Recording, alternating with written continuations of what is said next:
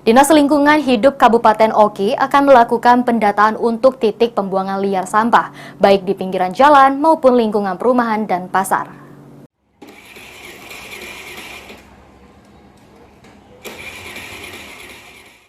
Hal ini dikemukakan Kepala Bidang Persampahan Heri Susanto. Menurutnya dari laporan masyarakat, pihaknya akan mendata titik-titik mana saja yang terdapat pembuangan sampah liar. Setelah didata, pihaknya akan melakukan tindakan dengan pembersihan dan mengupayakan tempat pembuangan sampah yang resmi.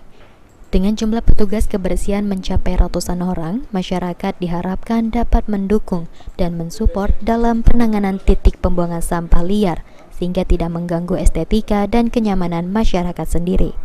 Untuk saat ini, ratusan petugas kebersihan di Dinas Lingkungan Hidup Oki terdiri dari sopir 14 orang, kernet 23 orang, motor sampah 24 orang, petugas siringgot kota 22 orang, pasar kota 21 orang, dan tenaga jalur kebersihan kota 83 orang. Fokus kepada titik-titik sampah yang sering bertumpuk di titik-titik pembuangan liar.